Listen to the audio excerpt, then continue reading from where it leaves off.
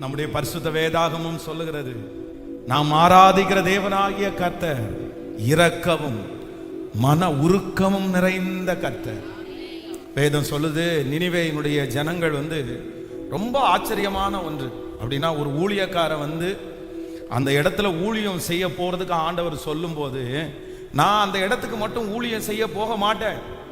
ஒரு ஊழியக்காரன் ஒரு ஜனங்களுடைய ரட்சிப்பை விரும்பாத ஊழியக்காரன் இருப்பானா? இருக்க முடியுமா? ஊழியத்திற்கு வந்துட்டு ஆண்டவர் இந்த ஜனங்களை ரட்சிக்க கூடாது, ஆண்டவர் இந்த ஜனங்களை மன்னிக்க கூடாது, ஆண்டவர் இந்த ஜனங்களை சந்திக்க கூடாதுன்னு எந்த ஊழியக்காரனாவது நினைக்கிறதுக்கு வாய்ப்புண்டா? ஆனா யோனாவுக்கு இவங்க இவங்களுக்கு பிரசங்கம் பண்றதுக்கும் விருப்பம் இல்லை, இவங்க மனம் திரும்ப பண்றதுக்கும் விருப்பம் இல்லை. அது எப்படி அவனுக்கு விருப்பம் இல்லாம போயிடுச்சு அப்படின்னா, அந்த அளவிற்கு அவனுடைய இருதயம் கல்லாக்கப்பட்டிருக்கிறது. ஏன்னா அவங்களுடைய முன்னோர்களுக்கு அவர்கள் செய்த பிரச்சனை கொஞ்சம் கிடையாது, நிறைய நிறைய. நினிவே பட்டணத்தில் இருக்கிற ஜனங்களுடைய ஹேபிட், அவங்களுடைய பழக்கம் என்ன தெரியுமா?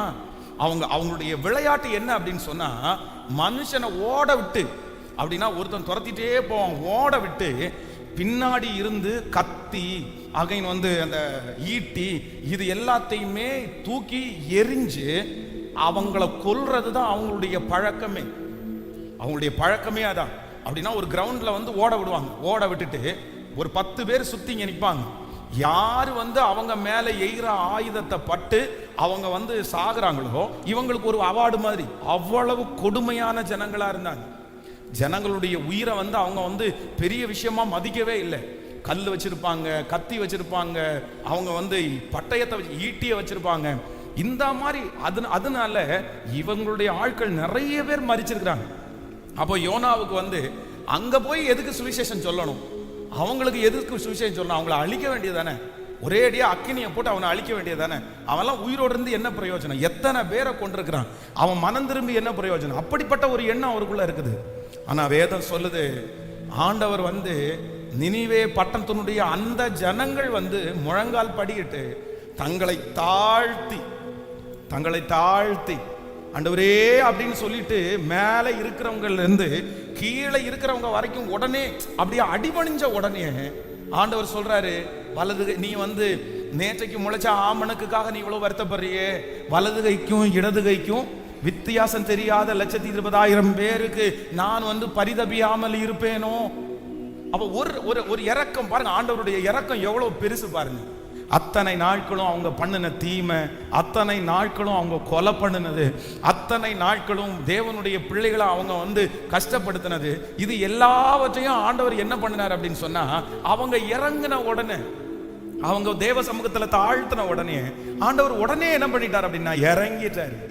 அதனாலதான் அநேக இடங்களில் வேதம் சொல்லுது, நம்முடைய ஆண்டவர் யார் அப்படின்னா நமக்கு இறங்குகிற ஆண்டவர்.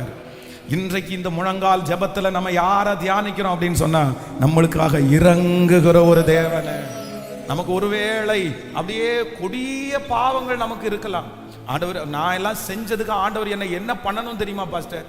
நான் எல்லாம் பண்ணின தப்புக்கு ஆண்டவர் என்ன ஓட விட்டு வெட்டணும், என்னை கைவிட்டு தான் ஆகணும். நான் செஞ்ச தப்புக்கு இந்த தண்டனையை நான் அனுபவிச்சு தான் ஆகணும். நான் செஞ்ச தப்பு அவ்வளோ பெருசு, நான் செஞ்ச தப்புக்கு என்னென்ன நடக்க போகுதுன்னு கூட தெரியல அப்படின்னு கூட யாராவது ஒருத்தர் இந்த சத்தத்தை கேட்டுட்டு இருக்கலாம். ஆனா நான் நம்புறேன், என்னுடைய ஆண்டவரிடத்திலே திரளான இரக்கங்களும் மீட்பும் அவரிடத்திலே உண்டு. அவருடைய இரக்கத்திற்கு முடிவே இல்லை, அவருடைய அன்பிற்கு அளவே இல்லை. ஹல்லேலூயா. அதனால இந்த 100 டேஸையும் ஆண்டவர் எதற்காக கர்த்தர் நமக்கு ஆயத்தம் பண்ணி தந்திருக்கிறார்னா, அவர் எருசலேமை ஸ்திரப்படுத்தி அதை புகழ்ச்சியாக்கும் வரைக்கும் நாம் அவரை அமர்ந்திருக்க விட போவதில்லை. அவருடைய இரக்கத்தை சம்பாதிக்கிற வரை நாம் அவரை விட்டுவிட போவதில்லை. அவர் நமக்கு இறங்குகிற தேவனாய் இருக்கிறார். ஹல்லேலூயா. அதனால இன்னைக்கு ஆண்டவருடைய சமூகத்துல என்ன, நம்முடைய பாவங்கள் மலையை போல இருந்தாலும் நான் நம்புறேன், அவருடைய இரக்கம் வெளிப்படுமானால் அது பனியை போல அப்படியே உருகிட்டே இருக்கும். நீங்க வேதத்துல ஒரு வசனத்தை வாசிக்க முடியும், உம்முடைய காருண்யம் என்னை பெரியவனாக்கும். எது உம்முடைய காருண்யம்னா என்ன? காருண்யம்னா என்ன? நம்ம நிறைய கேட்டிருக்கிறோம், உம்முடைய கிருபை என்னை பெரியவனாக்கும், ஓகே, உம்முடைய அன்பு என்னை பெரியவனாக்கும். இந்த மாதிரி நிறைய நம்மளை பெரியவனாக்குற நிறைய ஆசீர்வாதம் ஆண்டவரிடத்துல இருக்குது. ஆனா சங்கீதக்காரன் சொல்லும் போது என்ன சொல்றாரு அப்படின்னு சொன்னா, உம்முடைய காருண்யம் என்னை பெரியவனாக்கும். அப்போ நான் கடந்த நாட்களில் இந்த காருண்யம் அப்படின்ற அந்த வார்த்தை எனக்கு ரொம்ப பிடிச்சிருச்சு. அப்போ இந்த காருண்யன்ற வார்த்தைன்றது என்னது, இதுக்கு என்ன அர்த்தம் அப்படின்னு யோசிக்கும் போது பைபிள்ல அதனுடைய காரியத்தை தியானிக்கும் போது என்ன அப்படின்னா தகுதியே இல்லாத ஒருவனுக்கு கொடுக்கப்படுகிறது கிருபை. ஆனா இந்த காருண்யம் அப்படின்றது கிருபைக்கு அடுத்த மேல. அப்படின்னா இனி இந்த மனுஷன்ல ஒண்ணுமே முடியாது, இவனை யாருமே தூக்கி எடுக்க முடியாது, இவன் எதுக்குமே ஒர்த்தே இல்லை, இவனை நம்பவே முடியாது, இவன் மோசமான ஆளுன்னா இவன் கேடுகட்ட மோசமான ஆளு. அப்படிப்பட்ட ஒருத்தனை பெரியவனாக்குறதற்கு பயன்படுத்துகிற பேர் தான் உம்முடைய காருண்யம் என்னை பெரியவனாகும். ஆண்டவருடைய காருண்யம் என்ன அப்படின்னு சொன்னா, the most worthable person அப்படின்னா அவனை இப்போ பொதுவாக நம்ம பார்த்தீங்க அப்படின்னு சொன்னா, இப்போ ஒரு டீச்சர் இருக்காங்க அப்படின்னு சொன்னா, டீச்சர் யாரை பாஸ் பண்ணி விடணும்னு நினைப்பாங்க, யாரை பாஸ் பண்ணி விடணும்னு நினைப்பாங்க அப்படின்னு சொன்னா, இப்போ 35 மார்க் பாஸ் மார்க்கா இருந்துச்சுன்னா அவன் ஒரு 33 மார்க் எடுத்தான்னு வச்சுங்களேன், 33 மார்க் எடுத்த பையனுக்கு அந்த டீச்சர் என்ன பண்ணுவாங்கன்னு சொன்னா, எங்கேயாவது தேடி கண்டுபிடிச்சு ஒரு 2 மார்க் போட்டு கொடுத்து சரி அவனை பாஸ் பண்ணி விட்டுருவோம், வெறும் 3 மார்க் தானே கம்மி, 2 மார்க் தானே கம்மி, சரி நம்ம சார்பில் அதுக்கு பேர் தான் என்ன அப்படின்னா கிரேஸ், கிருபை. அப்படின்னா தகுதியே இல்லாத ஒருவனுக்கு கர்த்தர் கொடுத்திருக்கிற ஈவுக்கு பேர் தான் என்னது, கிருபை. அதுதான் நம்ம நிறைய பேர் மனுஷனிடத்துல வெளிப்படுகிற தயவு. மனுஷன் இந்த மாதிரி ஒரு பாவம் பார்த்து சரி ஒரு 2 மார்க் எக்ஸ்ட்ரா போட்டு கொடுங்க, அதுதான். ஆனா ஒரு 0 மார்க் எடுத்த பையன் இல்லைன்னா 10 மார்க் எடுத்திருக்கிற ஒரு பையனை பாஸ் பண்ண வைக்கணும்னு எந்த ஆசிரியராவது நினைப்பாங்களா? யாராவது நினைப்பாங்களா? நிறைய ஆசிரியர்களுடைய மூளையில விட வராது. ஏன் அப்படின்னு சொன்னா, நீ 10 மார்க் எடுத்திருக்கப்பா, உனக்கு இனி பாஸ் பண்ண வைக்கணும்னா இனி 25 மார்க் எங்க தேடி போறது? 25 மார்க் போட்டு உன்னை எப்படி பாஸ் பண்ண வைக்க முடியும்? நீ ஒழுங்கா படி அப்படின்னு. ஆனா ஆண்டவர் எப்படிப்பட்டவராமாமா, அந்த 10 கூட இல்லையாமா. இந்த காருண்யம்ன்றதுக்கு என்ன அர்த்தம் அப்படின்னு சொன்னா, 0 அப்படின்னா அந்த கிருபையை கொடுக்கிறதற்கு கூட தகுதியே இல்லாத ஒருத்தனுக்கு கிருபையை கொடுக்க முடியலன்னா, காருண்யம் என்கிற ஒன்றை கர்த்தர் வைத்து அந்த மனுஷனை அழகு பார்க்கிற தேவனுக்கு நல்ல கரங்களை தட்டி, முழு பெலத்தோட கரங்களை தட்டி, இந்த வார்த்தையை நீங்க கேட்கும் போது உங்களால முழு உற்சாகமா நீங்க கரங்களை தட்டணும். ஆமென். நம்ம ஆராதிக்கிற தேவன் எவ்வளவு நல்லவர் பார்த்தீங்களா? நம்ம ஆராதிக்கிற தேவன் எவ்வளவு நல்லவரப்பா. இந்த வார்த்தையை ஆண்டவர் என்னைக்கு என்கிட்ட பேசினாரோ அன்னையிலிருந்து ஒரு நாள்ல ஒரு 5 டைமாவது நான் சொல்லிடுவேன், உம்முடைய காருண்யம் என்னை பெரியவனாக்கும், உம்முடைய காருண்யம் என்னை பெரியவனாக்கும். இந்த ஜபத்தில் இருக்கிற நீங்க கூட என்ன ஏசப்பாட்ட சொல்லணும் அப்படின்னு சொன்னா, உம்முடைய காருண்யம் என்னை பெரியவனாக்கும். சொல்லுங்க பார்க்கலாம், ஒரு 5 டைம் சொல்லுங்க இருதயத்தின் ஆழத்திலிருந்து, உம்முடைய காருண்யம் என்னை பெரியவனாக்கும். சொல்லுவோம், உம்முடைய காருண்யம் என்னை பெரியவனாக்கும். முழு பலத்தோடு, உம்முடைய காருண்யம் என்னை பெரியவனாக்கும், உம்முடைய காருண்யம் என்னை பெரியவனாக்கும். ஹல்லேலூயா. அப்போ முடியாத ஒருத்தனையுமே நிற்க பண்ணுகிறவர் நம்முடைய தேவனாகிய கர்த்தர். இது வேதத்துல யாருக்கெல்லாம் வெளிப்படுச்சுன்னா, பல பேருக்கு இது வேதத்துல வெளிப்பட்டிருக்கிறது.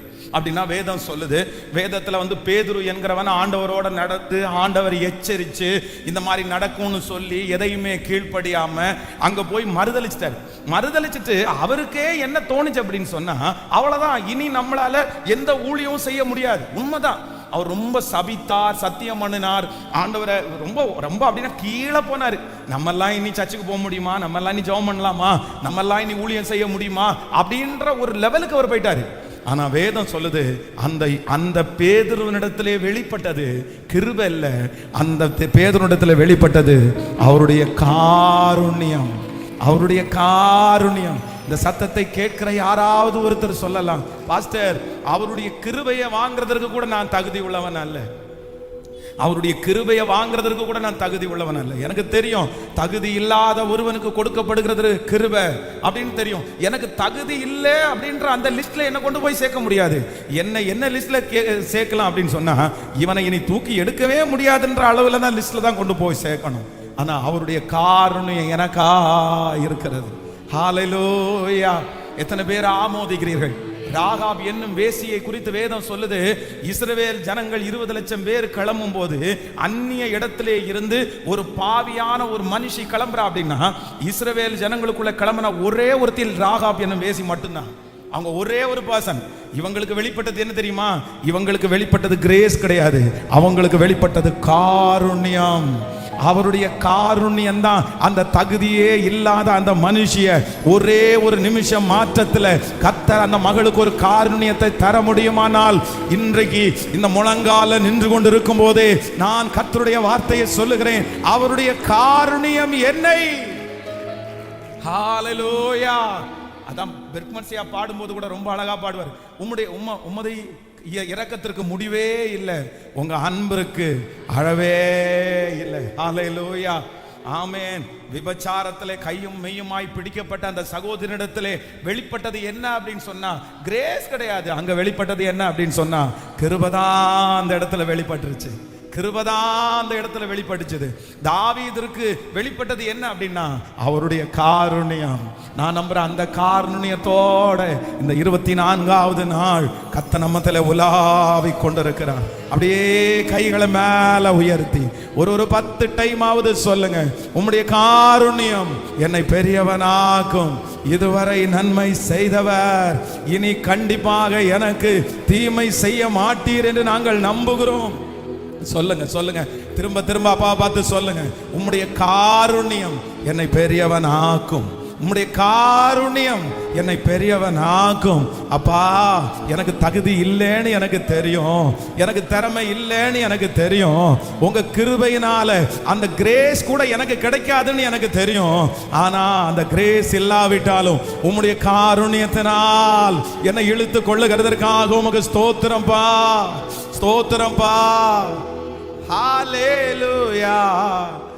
அவருடைய காருண்யம் என்னை பெரியவனாக்கும். அவருடைய காருண்யம் என்னை பெரியவனாக்கும். ஆமென்.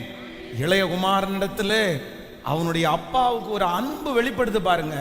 அந்த அன்பு கிருபையை விட அடுத்தபடி, கிருபையை விட அடுத்தபடி. ஏன் அப்படின்னு சொன்னா, தன்னுடைய தகப்பனாரிடத்திலிருந்து எல்லாத்தையும் வாங்கி கொண்டு போய் எல்லாத்தையுமே அழிச்சிட்டான், எல்லாத்தையும் அழிச்சிட்டான். அப்போ அந்த பிள்ளை என்ன சொல்லுது அப்படின்னு சொன்னா, நான் தகுதி உள்ளவன் அல்ல. எதுக்கு தெரியுமா? உங்க பிள்ளைன்னு சொல்றதுக்கு நான் தகுதி உள்ளவன் அல்ல, தகுதி உள்ளவன் அல்ல. ஆனா வேதம் ஒரு வேலைக்காரனா வேணா வச்சுக்கலாம். அதுக்கு பேர் தான் என்ன அப்படின்னா கிரேஸ்.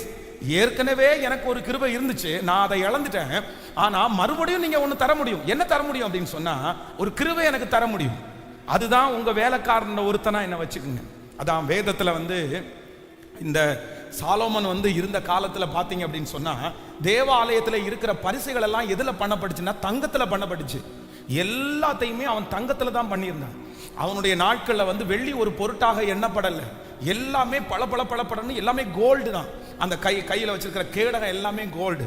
ஆனா ஒரு காலகட்டம் தாண்டினதுக்கு பிற்பாடு பாத்தீங்கன்னா, இந்த கோல்டு எல்லாத்தையுமே பாத்தீங்கன்னா எல்லாத்தையுமே சிறைப்படுத்தி எடுத்துட்டு போயிட்டாங்க, எல்லாத்தையும் திருடி கொண்டு போயிட்டாங்க, எல்லாத்தையும் யுத்தம் பண்ணி எடுத்துட்டு போயிட்டாங்க. ஆனா அந்த மாதிரி இப்ப வைக்கணும் அப்படின்றதுக்காக அன்னைக்கு வசதி இல்லாததுனால என்ன பண்ணிட்டாங்கன்னா, அவங்க கோல்டு மாதிரி இருக்கிறது என்ன அப்படின்னு சொன்னா வெண்கலம். வெள்ளி கூட கோல்டு மாதிரி இருக்காது. ஆனா வெண்கலம் ஒரிஜினலான வெண்கலத்தை எடுத்து நீங்க பாலிஷ் பண்ணிட்டீங்கன்னா கிட்டத்தட்ட கோல்டு மாதிரியே வரும். ஆனா அது தரம் தான் வித்தியாசமே தவிர கலர் ஒரே மாதிரி இருக்கும். அதுல கோல்டுக்கு பதிலாக வெண்கலத்தை வச்சாங்கன்னு பைபிள் சொல்லுது. அப்போ இந்த இளையகுமாரன் என்ன கேட்கிறார் அப்படின்னு சொன்னா, உங்க பிள்ளைன்ற அந்த ஸ்தானத்தை விட்டுட்டேன், ஆனா எங்க அப்பா இரக்கம் உள்ளவர்னு எனக்கு தெரியும், எங்க அப்பா கிருபை உள்ளவர்னு எனக்கு தெரியும். எனக்கு ஒண்ணும் பண்ணுங்க, உங்க பிள்ளைன்ற ஸ்தானம் வேணாம், அந்த வேலைக்காரன்ற ஸ்தானத்தை எனக்கு கொடுங்கன்னு கேட்கிறாரு. ஆனா வேதம் சொல்லுது, அந்த இடத்துல தன்னுடைய தகப்பனார் இளையகுமாரனிடத்திலே பாராட்டினது கிருபை அல்ல, அதுக்கு மேல உன்னை காமிக்கிறாரு.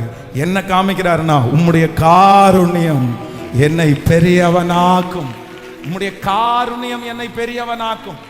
அப்ப அவர் சொல்றாரு, இல்ல இல்ல இல்ல இல்ல, நீ வந்து அப்படி யோசிக்காத, எனக்கு வந்து அப்படி என்னுடைய இரக்கத்திற்கு அளவில்லை. அதனால ஆண்டவர் வந்து அந்த இளையகுமாரனுக்கு கிருபையை விட அடுத்து என்னுடைய பிள்ளை தான் நீ, என்னுடைய பிள்ளை மரித்து போனான், காணாமல் போனான், இப்ப கண்டெடுக்கப்பட்டான்.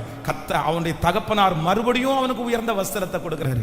இன்றைக்கு இத்தனை நாட்களும் ஒருவேளை நீங்க அப்படி ஜெபம் பண்ணி இருக்கலாம், ஏற்கனவே நான் கொடுத்ததை நான் நிறைய இழந்துட்டேன் ஆண்டவரே, நான் நிறைய கிருபை இழந்துட்டேன், ஆனா மறுபடியும் நீங்க அப்படிப்பட்ட ஒன்றை எனக்கு தருவீங்கன்ற நம்பிக்கை எனக்கு கண்டிப்பா இல்லை. எனக்கு அந்த மாதிரி நீங்க தரவே முடியாது. ஏன்னா நான் இழந்தது தான், திரும்பி அந்த மாதிரி ஒரு ஸ்தானம் நீங்க எனக்கு தரமாட்டீங்க. ஆனா ஜஸ்ட் ஏதாவது இந்த மாதிரியாவது எனக்கு பண்ணலாம்ல, இந்த பிரச்சனையாவது எனக்கு இல்லாம இருக்கலாம்ல, அந்த மாதிரி கிருபைக்காக நீங்கள் எதிர்பார்க்கலாம். ஆனா இந்த 100 நாள் ஜபத்துல அவருடைய இரக்கம் அதிகமாய் கடந்து வருகிறது, அவருடைய தயவு அதிகமாய் கடந்து வந்திருக்கிறது. இதுவரைக்கும் கிருபையை பார்த்துட்டீங்க, இதுவரைக்கும் அவருடைய தயவை பார்த்துட்டீங்க.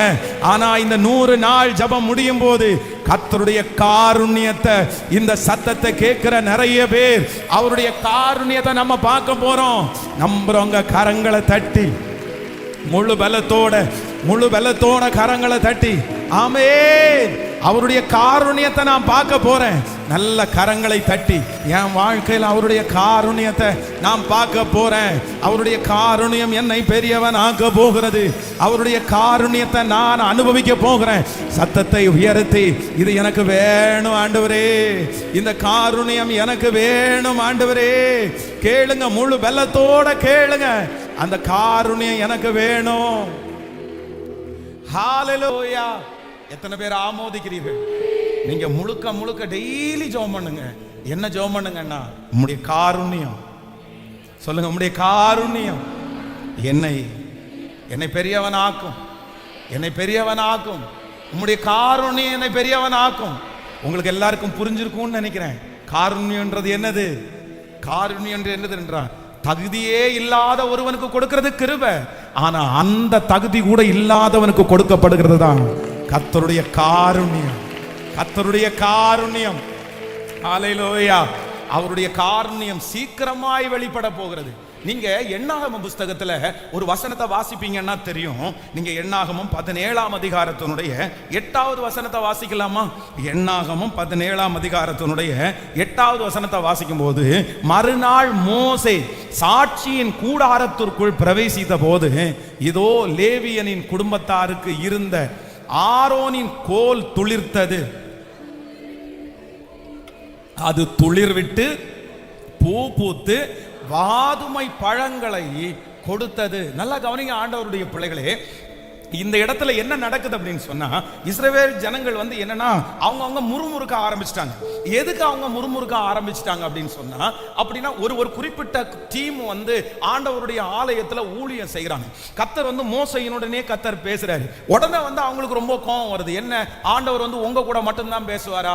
எங்க கூட ஆண்டவர் பேச மாட்டாரா? நீங்க மட்டும்தான் இந்த மாதிரி வேலை செய்வீங்களா? நாங்க வேலை செய்ய மாட்டோமா? அப்படின்னு சொல்லி அவர்களுக்குள்ளே ஒரு மிகப்பெரிய வாக்குவாதம் உண்டாகுது, ஒரு பெரிய பிரச்சனை உண்டாகுது. உடனே மோசே என்ன சொல்றாரு அப்படின்னு சொன்னா, ஆண்டவர் சொன்ன வார்த்தையின்படியே, சரிப்பா, ஒவ்வொரு கோத்திரத்துல இருக்கிற ஒவ்வொருத்தர் என்ன பண்ணுங்க அப்படின்னு சொன்னா, நீங்க வந்து ஆளுக்கு ஒரு கோலை எடுத்துட்டு வாங்க அப்படின்னு சொல்றாங்க. பொதுவாக வந்து நம்ம பாத்தீங்க அப்படின்னு சொன்னா, நம்முடைய முன்னோர்கள் விவசாயம் பண்றவங்களுக்கு எல்லாருக்கும் பாத்தீங்கன்னா ஒரு பழக்கம் இருக்கும். நீங்க விவசாயம் பண்ணுகிற குடும்பத்தில் பிறந்துட்டீங்க அப்படின்னு சொன்னா, இன்னைக்கு கூட பாத்தீங்கன்னா நீங்க சவுத் ஸ்டைல்ல போனீங்கன்னா அதை பார்க்க முடியும். எல்லாருடைய தோள் மேலே என்ன இருக்கும் அப்படின்னு சொன்னா, ஒரு துண்டு போட்டிருப்பாங்க. எப்பவுமே எங்க அப்பாவுக்கு வந்து, எங்க அப்பாவை இன்னைக்கு வரைக்கும் நான் வந்து துண்டு இல்லாம எங்க அப்பாவை பார்த்ததே இல்லை. எங்க அப்பா வந்து வேஷ்டி கட்டியிருப்பாரு, சட்டை போட்டிருப்பாரு, நல்ல ஒயிட். இப்போல்லாம் நம்ம வாங்கி கொடுக்கறதுனால கூட, ஒரு காலத்தில் அப்படி போடலாம், ஆனால் இன்னைக்கு அவருக்கு நல்ல ட்ரெஸ் நம்ம வாங்கி கொடுக்குறோம். ஒயிட் போட்டிருப்பாரு.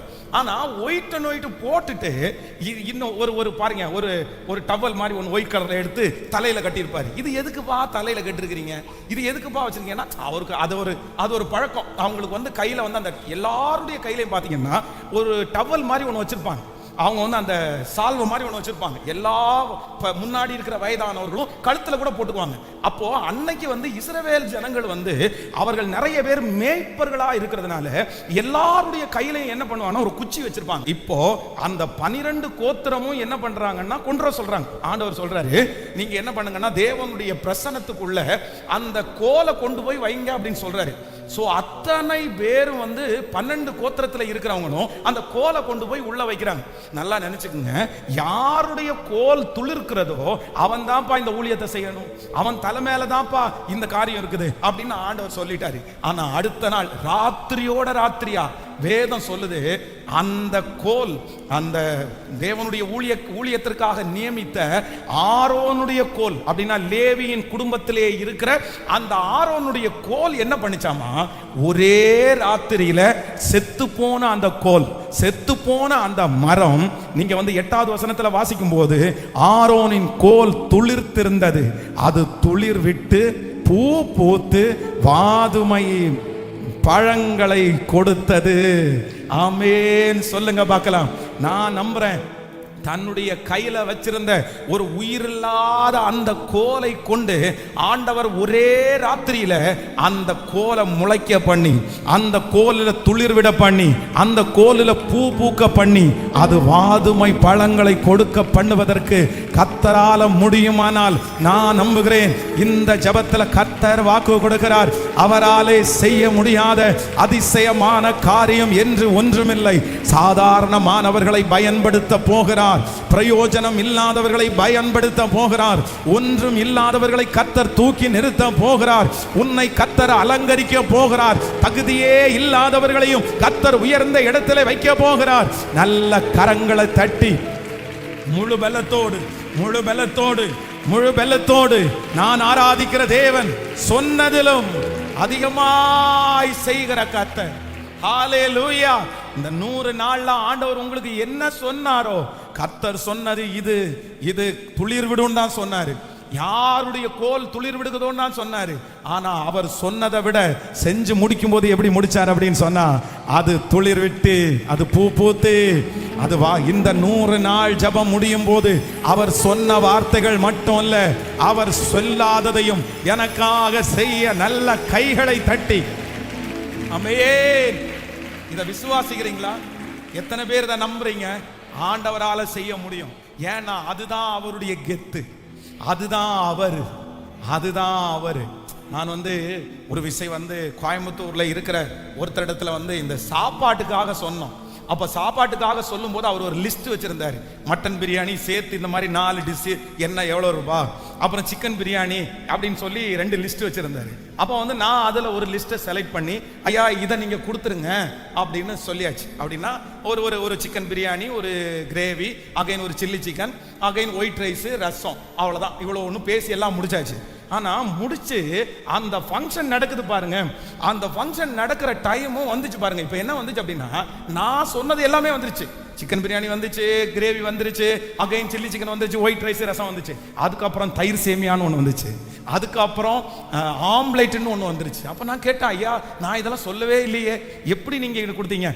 அதெல்லாம் அது உங்க சார்பு, இது எனக்கு என் மரியாதைக்கு நான் உங்களுக்கு செய்யணும், அதுக்காக அது உங்கள்கிட்ட எதுவும் சொல்லல, அவ்வளவுதான், இது என்னுடைய சார்பா நீங்க வச்சுக்கோங்க அப்படின்னு.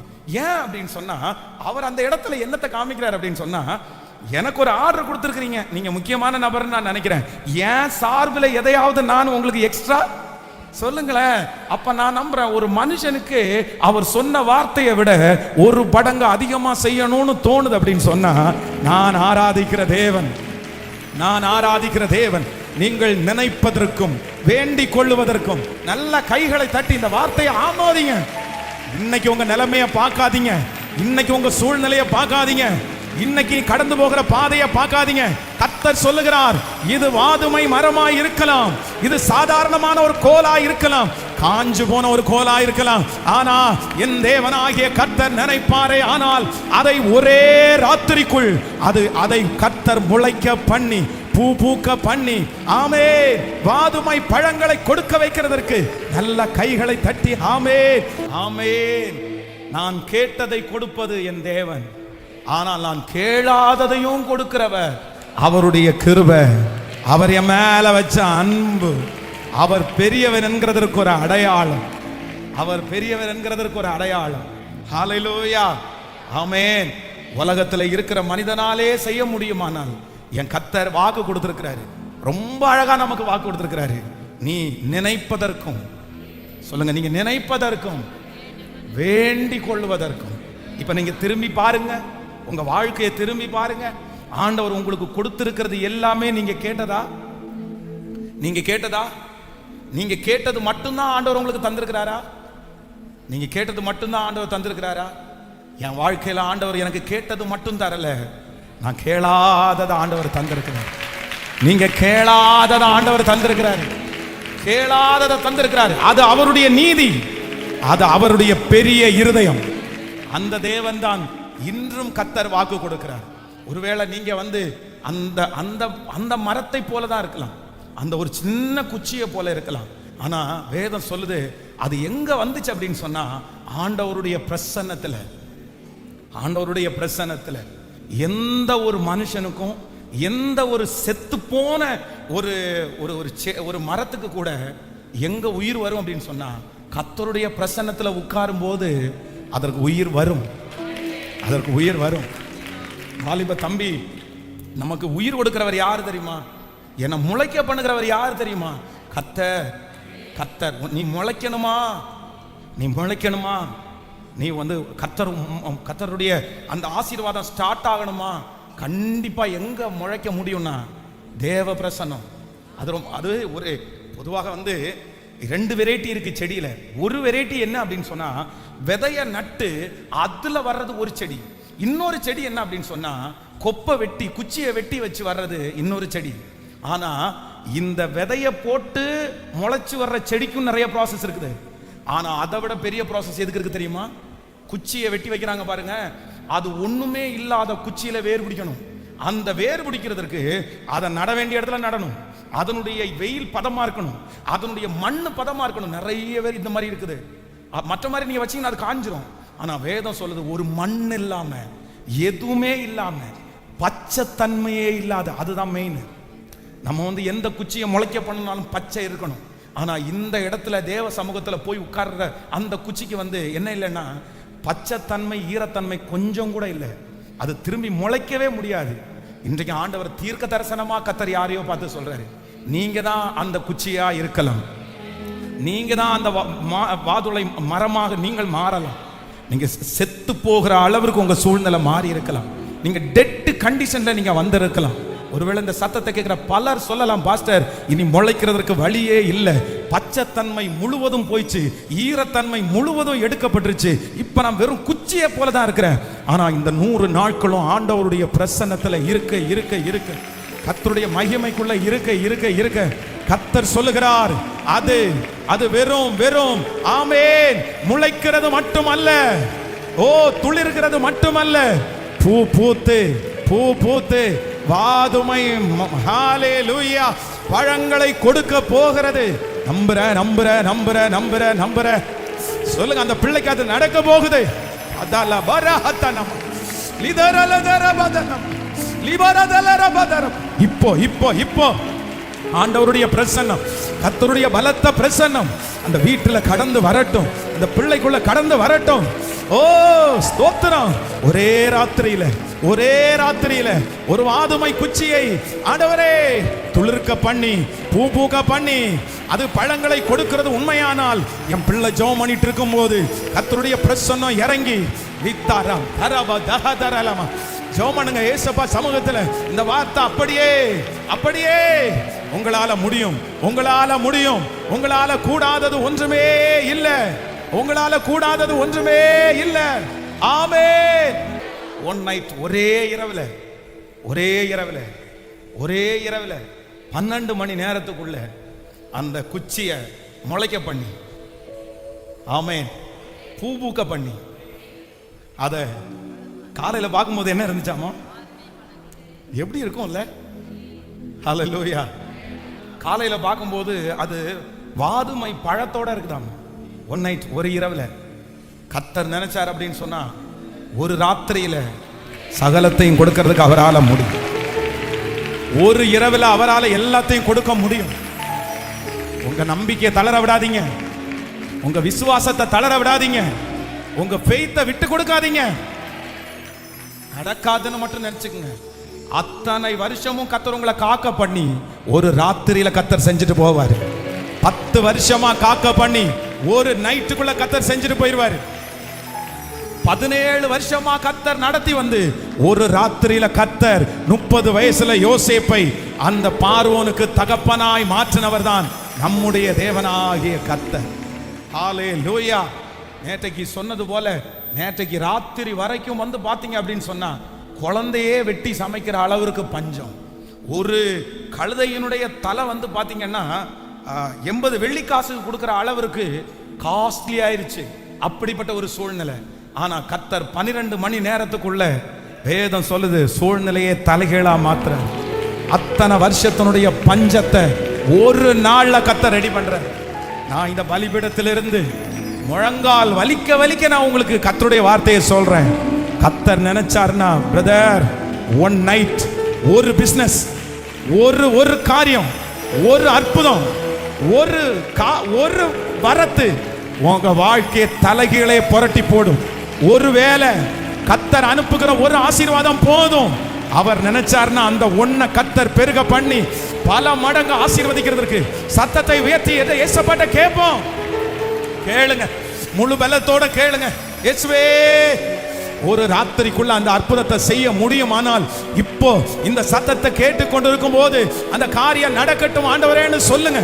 நீங்க ஜெபிக்க ஜெபிக்க ஆகும். ஆண்டவரே, உங்களால ஆகும். இது எல்லாமே ஆண்டவரை நம்ம விசுவாசிக்க கூடிய வார்த்தை. சோ இன்னைக்கு ஆரம்பிச்சதிலிருந்து ஆண்டவர் நிறைய பேரிடத்துல தீர்க்க தரிசனமா பேசிட்டே இருக்கிறார். எங்க இருந்து கர்த்தர் ஆரம்பிச்சாருன்னா அவருடைய காருண்யத்திலிருந்து அவர் ஆரம்பிச்சார். இப்போ எங்க வந்து ஆண்டவர் நம்மளை நிறுத்துறார் அப்படின்னு சொன்னா ஒரே ராத்திரியில 12 மணி நேரத்துக்குள்ள அற்புதம் செய்வது கர்த்தருக்கு. ஹல்லேலூயா. நான் அல்ல இயேசுவே என்னில் வாழ்கின்றார். இனி நான் அல்ல இயேசுவே என்னில் வாழ்கின்றார். நான் அல்ல இயேசுவே என்னில் வாழ்கின்றார். இனி நான் அல்ல இயேசுவே என்னில் வாழ்கின்றார்.